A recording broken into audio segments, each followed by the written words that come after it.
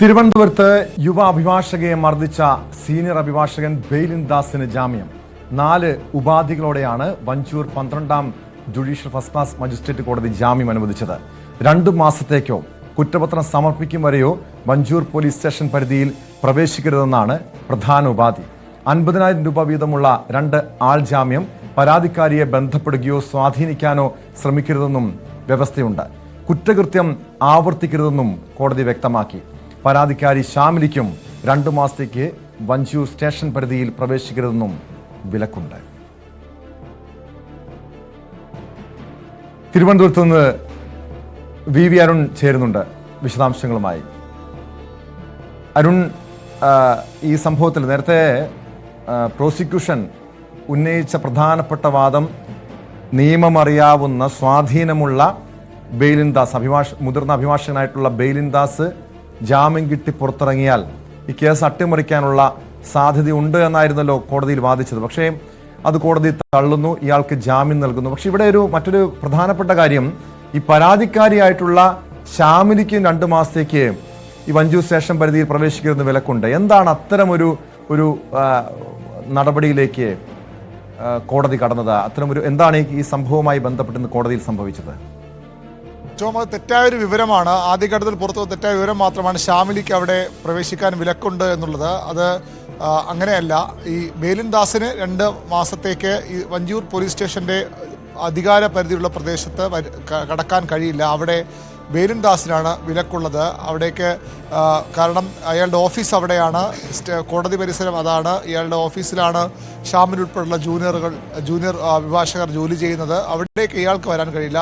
Vanchiyoor police station പരിധിയിലൊന്നും ഇയാൾക്ക് വരാൻ കഴിയില്ല. അത് സാക്ഷികളെ സ്വാധീനിക്കും, ഇരയെ സ്വാധീനിക്കും എന്നുള്ളത് കൊണ്ട് തന്നെയാണ്. അത് ഒഴിവാക്കാനാണ് ഈ കുറ്റപത്രം സമർപ്പിക്കുന്നത് വരെയോ അല്ലെങ്കിൽ 2 മാസമോ ഏതാണോ ആദ്യം 2 മാസത്തിനുള്ളിൽ കുറ്റപത്രം സമർപ്പിക്കണമെന്ന ഒരു ഉദ്ദേശം കൂടി ഇതിലുണ്ട് എന്ന് വേണം മനസ്സിലാക്കാൻ. അങ്ങനെയെങ്കിൽ അതിനുശേഷം അയാൾക്ക് അവിടേക്ക് വരാം. കുറ്റപത്രം സമർപ്പിച്ചു കഴിഞ്ഞാൽ പിന്നീട് സാക്ഷികളെ ആരെയും സ്വാധീനിക്കാൻ കഴിയില്ലെന്നാകും വിലയിരുത്തൽ. പ്രോസിക്യൂഷന്റെ വാദം, ഇയാൾ നിയമത്തിൽ പരിജ്ഞാനമുള്ള ആളാണ്, അയാൾ ഉന്നത സ്വാധീനമുള്ളയാളാണ്, അയാൾക്ക് ജാമ്യം നൽകിയാൽ സാക്ഷികളെയും അതുപോലെ തന്നെ ഈ മർദ്ദനത്തിനിരയായ അഭിഭാഷകയും സ്വാധീനിക്കും എന്ന പ്രോസിക്യൂഷൻ വാദം കൂടി അംഗീകരിച്ചുകൊണ്ടാണ് അത്തരമൊരു വ്യവസ്ഥ ഈ വ്യവസ്ഥ ജാമ്യത്തിൽ ഉൾപ്പെടുത്തിയിട്ടുള്ളത്. 50,000 രൂപയുടെ വീതമുള്ള 2 ആൾജാമ്യമുണ്ട്.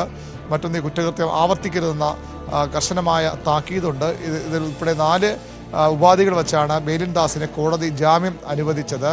പ്രോസിക്യൂഷന്റെ വാദങ്ങൾ ആ രീതിയിൽ അംഗീകരിച്ചു എന്ന് തന്നെ പറയേണ്ടി വരും. ഈ വിധിയുടെ വിശദാംശങ്ങൾ ഇനിയും വിധി പകർപ്പ് പുറത്തു വരേണ്ടതുണ്ട്. ഈ 4 പോയിന്റ് മാത്രമാണ് ഈ ഘട്ടത്തിൽ നമുക്ക് നൽകാനാകുക.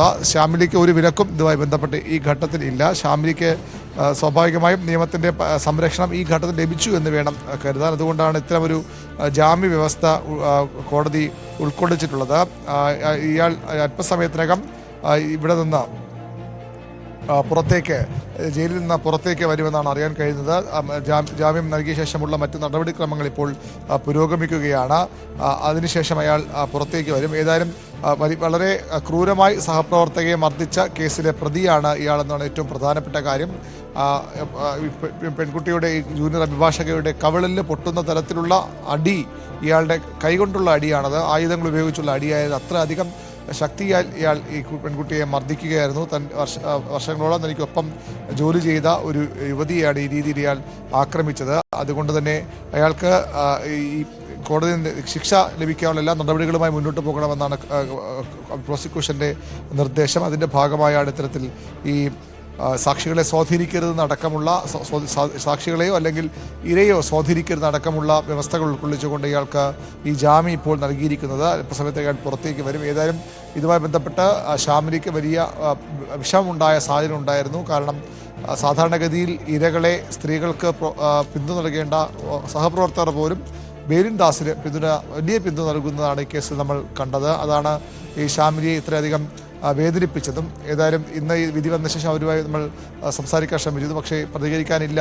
നേരത്തെ ഇയാളെ അറസ്റ്റ് ചെയ്തപ്പോൾ തന്നെ തനിക്ക് നീതി ലഭിച്ചു, തൻ്റെ ഭാഗം ശരിയാണെന്ന് തെളിഞ്ഞു എന്നൊരു നിലപാടാണ് ശ്യാമിലി സ്വീകരിച്ചത്. സ്വാഭാവികമായും ഈ കേസ് കോടതിയിൽ തെളിയിക്കപ്പെടുക എന്ന വലിയ വെല്ലുവിളിയാണ്. അത്ര എളുപ്പമുള്ള ഒരു ദൗത്യമായിരിക്കില്ല പ്രോസിക്യൂഷനും ഇത്. കാരണം ഈ അഭിഭാഷക സമൂഹത്തിന് വലിയ പിന്തുണ ഇപ്പോഴും ഈ പ്രതിക്കുണ്ട്. ബേലിൻ ദാസ് എന്ന മർദ്ദകനുണ്ട്. അതിനപ്പുറത്തേക്ക് അയാളുടെ ഓഫീസിലാണ് ഈ കുറ്റകൃത്യം നടന്നിരിക്കുന്നത്. പക്ഷേ അരുൺ, ഈ ബെയിലിൻ ദാസിനെ ബാർ കൗൺസിലും ബാർ അസോസിയേഷനും സസ്പെൻഡ് ചെയ്തിരുന്നു. പക്ഷേ ഇവിടെ ഇപ്പോഴും ഇയാൾക്ക് ഒരു പരോക്ഷമായിട്ടുള്ള ഒരു പിന്തുണ അഭിഭാഷകരുടെ ഭാഗത്തു നിന്നുണ്ട് എന്ന് തന്നെയാണ് നമുക്ക് കഴിഞ്ഞ ദിവസങ്ങളിലൊക്കെ ഈ ശ്യാമിലിയുടെ വാക്കുകളിൽ നിന്ന് മനസ്സിലാക്കാൻ കഴിഞ്ഞത്. കാരണം അങ്ങനെ പൊട്ടിത്തെറിച്ചുകൊണ്ട് വളരെ വികാരനിർഭരമായിട്ടാണ് അഡ്വക്കേറ്റ് ശ്യാമിലി ഈ ബാർ അസോസിയേഷൻ്റെ ബാർ കൗൺസിലിൻ്റെയൊക്കെ വാട്സപ്പ് ഗ്രൂപ്പിൽ സന്ദേശം അയച്ചത്, ഓഡിയോ സന്ദേശം അയച്ചത്. ഇപ്പോഴും ആ രീതിയിൽ ഒരു രഹസ്യമായിട്ടുള്ള ഒരു പിന്തുണ ബെയിലിൻ ദാസിന്, ഈ കുറ്റക്കാരനായി പ്രതിയായിട്ടുള്ള ബെയിലിൻ ദാസിന് നൽകുന്നുണ്ട്, അഭിഭാഷകർ നൽകുന്നുണ്ട് എന്നാണോ മനസ്സിലാക്കേണ്ടത്? ടോം, രഹസ്യമായും പരോക്ഷമായുമല്ല, പ്രത്യക്ഷത്തിൽ തന്നെയുള്ള പിന്തുണ ബെയിലിൻ ദാസിന് വലിയൊരു വിഭാഗം അഭിഭാഷകർ, പ്രത്യേകിച്ചും മുതിർന്ന അഭിഭാഷകർ നൽകുന്നുണ്ട്. ആദ്യ ദിവസം ശ്യാമിലിക്കൊപ്പം നിന്ന അതേ അഭിഭാഷകരിൽ ചിലർ അവരുടെ സംഘടനയുടെ നേതാക്കളാണ്. അവർ തന്നെ ഇയാളെ അറസ്റ്റ് ചെയ്ത് പോലീസ് രജിസ്ട്രേഷൻ കൊണ്ടുവരുമ്പോൾ ഉണ്ടായിരുന്നു. കോടതിയിൽ ഇയാൾക്ക് പിന്തുണയുമായി ഒന്നുകൊണ്ടും ഭയപ്പെടേണ്ട, ഞങ്ങൾ കൂടെയുണ്ട് എന്ന ആശ്വാസ വാക്കുകളുമായി നിന്നത് ഇതേ അഭിഭാഷകരാണ്.